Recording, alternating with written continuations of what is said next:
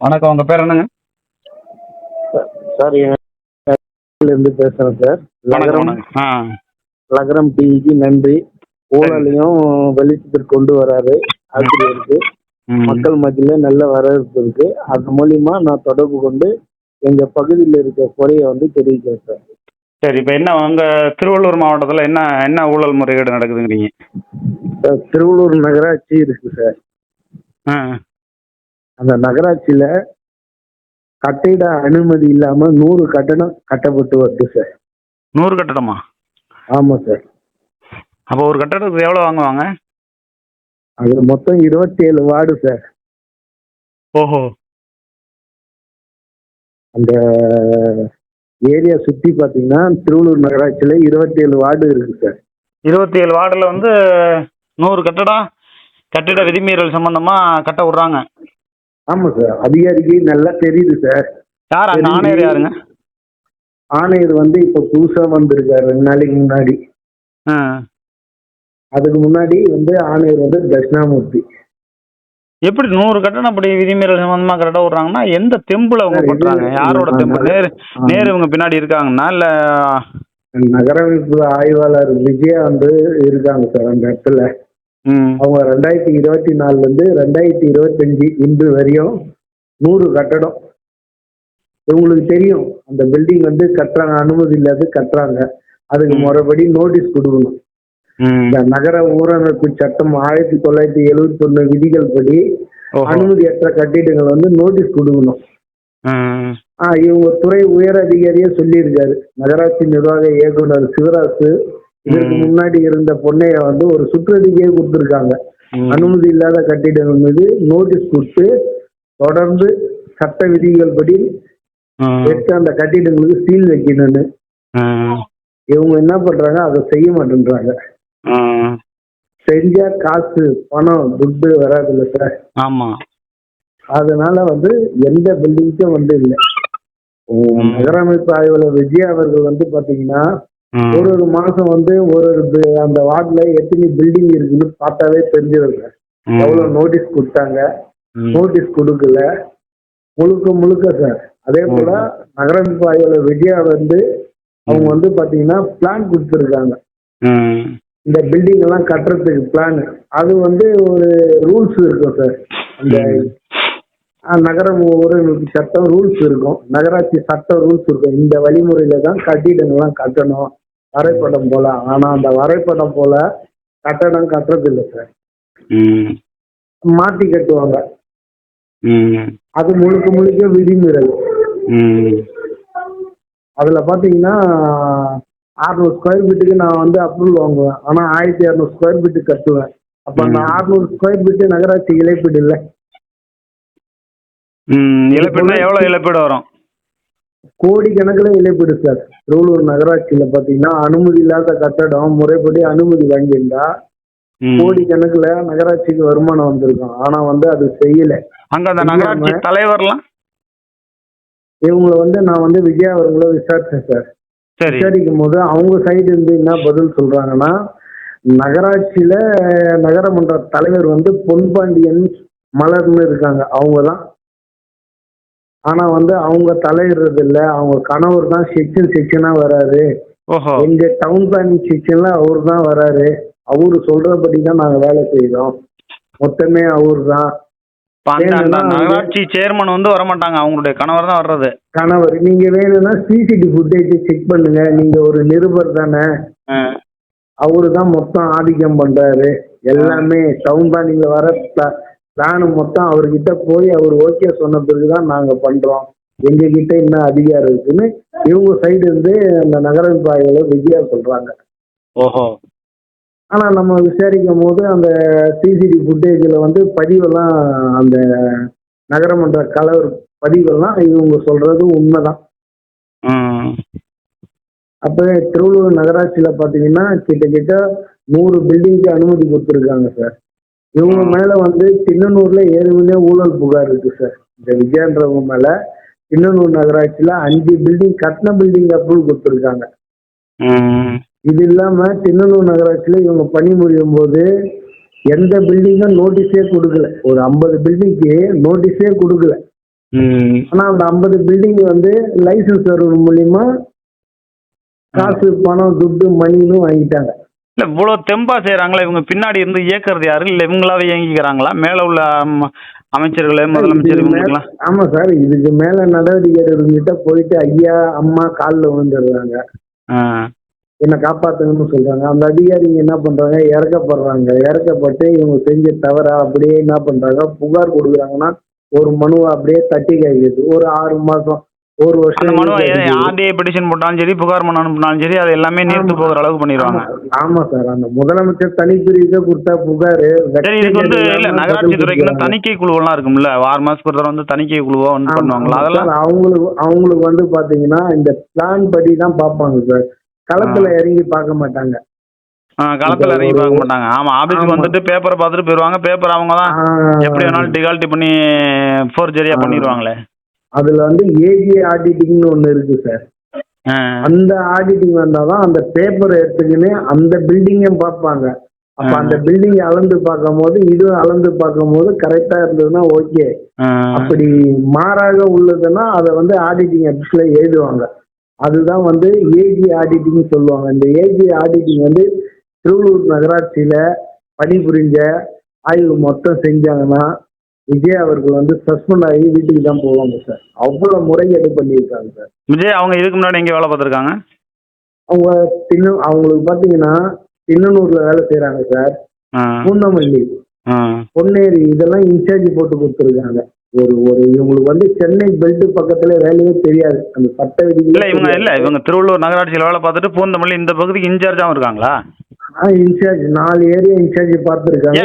அந்த அளவுக்கு இவங்க அவங்களுக்கு அந்த அளவுக்கு திறமை இருக்கா, தகுதியானவங்களா? அந்த சார் தகுதி இருந்திருந்தா எல்லா பில்டிங்கும் வந்து நோட்டீஸ் கொடுத்து உடனே நடவடிக்கை எடுத்துருக்காங்க. தகுதினா எதை தகுதியா பாக்குறாங்க? கரெக்டா வசூல் பண்ணி அமைச்சர்களுக்கு பணம் போறதா, அல்லது வந்து அரசாங்கத்திற்கு வருமான இழப்பு ஏற்படாத வகையில வருமானத்தை கொடுக்கக்கூடிய வேலை செய்யக்கூடிய அதிகாரியா, எதை தகுதியா பாக்குறாங்க?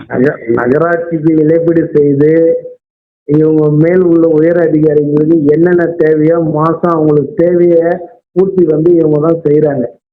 எவ்வளவுதாங்க பணம் தேவைப்படும்? இவங்களுக்கு தான் வருஷத்து மாசம் ஆனா 1 லட்சம் ரூபாய்க்கு மேல சம்பளம் கிடைக்குமாங்க. அப்புறம் என்ன வேணும் உங்களுக்கு? சார் இந்த பணத்தை வச்சு இவங்க கிட்ட என்ன பண்ணணும், ஒரு தட்டுல பணத்தை கொடுத்துட்டு போதுமான்னு அந்த பணத்தை தட்டு ஃபுல்லா வச்சு சாப்பிட சொல்லணும் சார். அது மாதிரி ஏதாவது தண்டனை கொடுத்தாதான் இது போன்ற அதிகாரிகள் திருந்துவாங்கன்னு நீங்க சொல்றீங்க. ஏன்னா லஞ்சம் திருந்துமா? இனிமேட்டனா இந்த திருவள்ளூர் நகராட்சியில பாத்தீங்கன்னா உள்ள வேலை செய்யறதுக்கு இவங்களே ஒரு 15,000 கொடுத்து ஒரு ஆளை நியமிச்சு வச்சிருக்காங்க. அங்க சரி, இவங்களே வந்து ஒரு ஆளை வந்து லஞ்சம் வாங்குறதுக்கு 5,000 பணம் வாங்குறதுக்கு அதுக்கு ஒரு ஏஜென்ட் மாதிரி டிடெக்டிவ் மாதிரி ஒரு குரூப் இருக்கும் போல இருக்கு. ஆமா, அது ஆணையர் கிட்ட ஒரு பர்மிஷன் இல்லை, எதுவுமே இல்லாம இவங்களே தன்னிச்சையா ஒரு ஆளை வச்சு லஞ்சம் வாங்குறதுக்கு நியமிச்சு வைக்கிறாங்க. அப்ப லஞ்சம் எங்க இருந்து குறையும்? நாடு நாசமா போயிட்டு இருக்கு. ஆமா சார், இதுவரையும் திருவள்ளூர் நகராட்சி பகுதிக்கு அமைச்சர் கே நேரு வந்திருக்காரா? பல முறை வந்திருக்காரு சார். அங்க யாரும் அவர்கிட்ட நேரடியா புகார் மனு அந்த மாதிரிலாம் கொடுக்கறதுக்குலாம் யாரும் தைரியமான ஆள் இல்ல இருக்காங்க சார். புகார் கொடுக்குறாங்க. புகார் கொடுத்தா அது என்ன பண்றாங்க, அந்த அதிகாரி கிட்ட போறாங்க. அந்த அதிகாரி என்ன பண்றாங்க, வாங்கி வச்சு அதை ஒரு 6 மாசம் காத்து வாங்கி வச்சுக்கிட்டு எந்த அதிகாரி மேல ஊழல் புகார் இருக்கோ அவங்கள கூப்பிட்டு வச்சு அவங்கள்ட்ட அமௌண்ட் வாங்கிட்டு போயிடுவாங்க. இன்னைக்கு பாத்தீங்கன்னா திமுக ஆட்சியில மனு கொடுக்குறவன் தான் பைத்தியக்காரனா இருக்கிறான். இல்லைன்னா மனு கொடுக்குற மேல போய் வச்சு போடுறது. ஆமா இன்னைக்கு ஒரு மனு 3 நாள் 30 நாள்ல நடவடிக்கை எடுக்குன்னு அரசாங்கம் ஒரு ஜீவோ போடுது. கால் மாமாங்க ஆனாலும் நடவடிக்கை எடுக்க மாட்டாங்க. ஆனா இந்த அதிகாரிங்க 1 வருஷம் ஆனாலும் நடவடிக்கை எடுக்க மாட்டாங்க. மனு கொடுத்த வந்து நிறையா தேஞ்சு அவனே மன உடைச்சலாகி போற வரையும் இவங்க விட மாட்டாங்க. அப்ப வந்து பொதுமக்கள் வந்து ஏன்டா மனு கொடுக்க போறோம்னு அந்த நிலைமையில இருக்காங்க திராவிட மாடல் ஆட்சியில. இப்ப திமுக ஆட்சி வந்து அதிகாரியினுடைய பிடியில இருக்கிறதுனால, பல ஐஏஎஸ் அதிகாரிகளுடைய பிடியில இருக்கிறதுனால திமுகவுக்கு நல்ல பேரா கெட்ட பேரா? பிடிங்கிறது அவங்க கட்டுப்பாட்டுல நிறைய சுதந்திரமா செயல்படுறாங்களா, அல்ல அதனால திமுக கெட்ட பேரா நல்ல பேரா? கெட்ட பேரு சார்.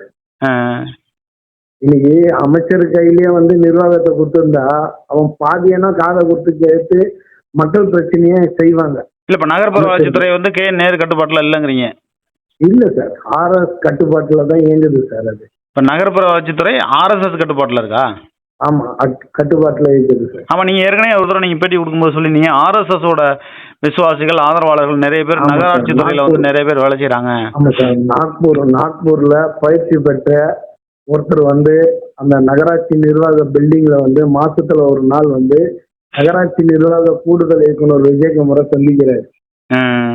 அது ஏன் சந்திக்கிறாரு?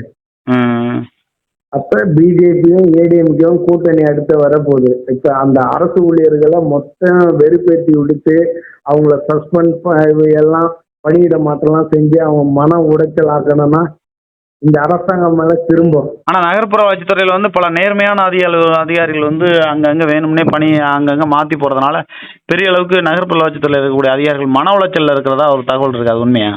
உண்மை சார், உண்மை சார். இன்னைக்கு பாத்தீங்கன்னா நகரப்புற வளர்ச்சித்துறையில ஏகப்பட்ட நேர்மையான அதிகாரி இருக்காங்க.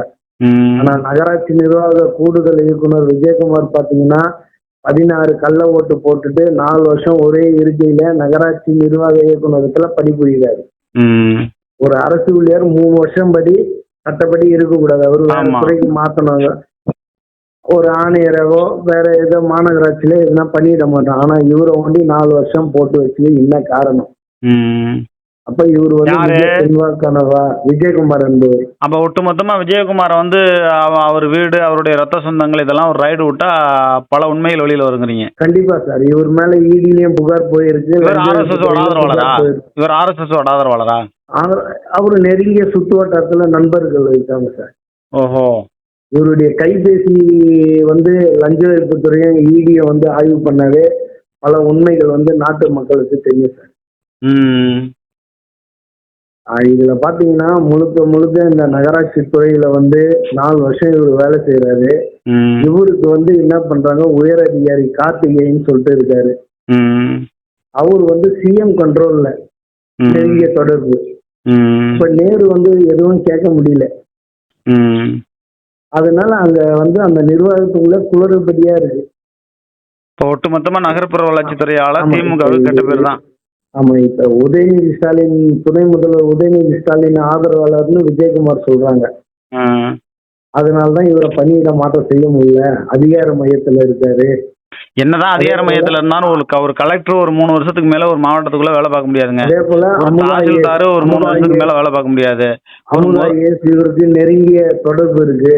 இவரு அவரோட ஆதரவாளர். அதனால இவரை வந்து பணியிட மாற்றம் செய்ய முடியும்னு சொல்றாங்க. பாப்பா கேன்னவருடைய கவனத்துக்கு இது போகுமா? திராவிட மாடல் விடியல் ஆட்சி அப்படின்னு சொல்றாங்க. இது உள்ளாட்சித்துறையில உள்ளாட்சித்துறை நகர்ப்புற வளர்ச்சித்துறைய துணை முதல்வர் உதயநிதி ஸ்டாலின் வந்து இந்த நிர்வாகத்தை கண்காணித்தா எங்கங்க அவங்கதான் பல விஷயம் திமுக தான் பல விஷயங்கள்ல மாட்டிக்கிட்டு முழிக்குது. இப்ப இதுல வந்து கடைசியில இப்ப காலம் போன கடைசியில ராமாங்கிற மாதிரி இன்னும் ஒரு வருஷம் தான் இருக்கு. இனிமே அடிச்சு பூந்து நகர்ப்புற வளர்ச்சித்துறையில இன்னும் எவ்வளவு அரசாங்கத்திற்கு பொருளாதார இழப்பு ஏற்படுத்தணுமோ அந்த அளவுக்கு இந்த விஜயகுமார், கார்த்திகேயன் போன்ற அதிகாரிகள் செய்யதான் செய்வாங்க. இத திமுகவால இனிமே நடவடிக்கை எடுக்க முடியாது. அதாவது விரயமாறுது உங்களுடைய பணமும் எங்களுடைய பணமும் இதை கேட்டுக்கிட்டு இருக்கிற மக்களுடைய வரி பணம் தான் விரயமாகுது. வயிற்றுச்சலா இருக்கு நமக்கு. கண்டிப்பா சார். மக்கள் ஓட்டு போட்டுட்டு மக்கள் வரி பணம் கட்டுத்து இவ்வளவு இன்னல்கள் பண்ணமா சார் இந்த திராவிட மாடல் ஆட்சியில? பாப்போம் உங்களுடைய பல்வேறு கருத்துக்களை சொல்லிருக்கீங்க. லாஸ்ட் வந்து நகரம் டிவி சார்பா இடி வந்து ரைடு பண்ணாங்க சார். நகர்ப்புற வளர்ச்சித்துறையில இடி வந்து ரைடு பண்ணாங்க. அந்த ரைடு பண்ணது அந்த இது வந்து இன்னும் வந்து ஸ்லோவா வேலை நடக்குது. இடி வந்து மேலும் வந்து நகர்ப்புற வளர்ச்சித்துறையில நடந்த சம்பந்தப்பட்ட கோப்புகளை ஆய்வு பண்ணோம். தமிழ்நாட்டு மக்கள் வந்து முக்கியமா திருவள்ளூர் நகராட்சியில ஆய்வு பண்ணணுங்கிறீங்க.